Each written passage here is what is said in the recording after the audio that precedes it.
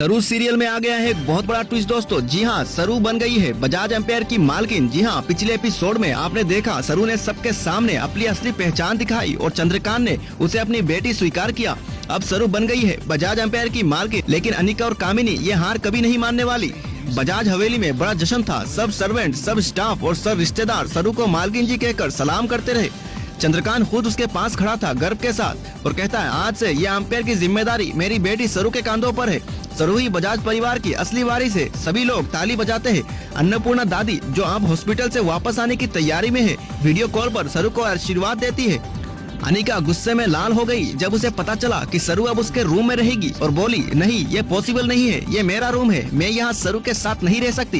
तभी चंद्रकांत गुस्से से आगे आया और बोला, अनिका ये रूम अब सरू का है, अगर तुम्हें प्रॉब्लम है तो तुम हवेली छोड़कर जा सकती हो। अनिका चौंक गई, उसके चेहरे पर शौक और गुस्से की मिलावट थी।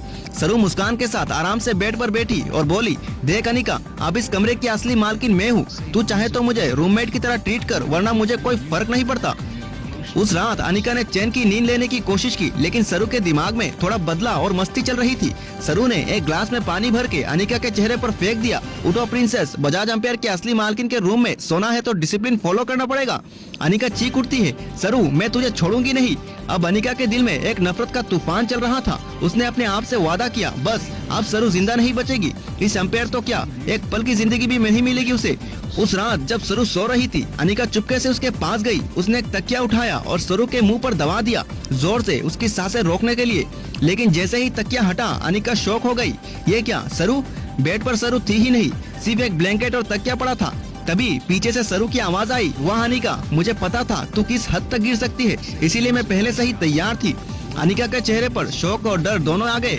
हॉस्पिटल में अन्नपूर्णा दादी धीरे धीरे रिकवर कर रही थी। वो बेड पर बैठी हुई अपनी बहू सरोजा और सरू को याद कर रही थी। भगवान, मेरी पोती और बहू अपने आसमान के साये में रखना, उन्हें इन जालिमों से बचाना।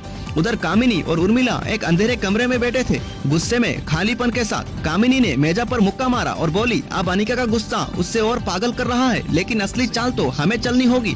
अगर सरू को एम्पायर से हटाना है तो हमें उसके खिलाफ सबूत बनाना होगा, सबके सामने उसे बदनाम करना होगा। उर्मिला शैतानी मुस्कान के साथ बोली, बिल्कुल, अगर हम सबके सामने सरू को चोर, झूठी और धोखेबाज साबित कर दे तो चंद्रकांत भी उसे सपोर्ट नहीं कर पाएगा और फिर बजाज एम्पायर फिर से हमारे हाथ में आ जाएगी। कामिनी ने आंखें बंद करके कहा, तैयार हो जा उर्मिला, अब सरू को उसकी कुर्सी से गिराना है। कैमरा जूम होता है सरू के चेहरे पर, जो मिरर के सामने खुद से वादा करती, बप्पा अब मैंने अपना हक पाया, लेकिन मुझे पता है दुश्मन रुकेंगे नहीं, अब मुझे लड़ना पड़ेगा और इस एम्पायर को बचाना पड़ेगा। तो अब सीन और इंटरेस्टिंग हो गया है। सरू की ताजपोशी, अनिका निकल गई हवा, कामिनी और उर्मिला अब बदनाम करने वाली है, चाल चल रही है। तो दोस्तों, अगर आपको सरू सीरियल के हर एक अपडेट सबसे पहले पाने हो तो हमारे चैनल को फॉलो करें, लाइक करें और कमेंट में अपनी राय जरूर बताएं दोस्तों। नमस्कार।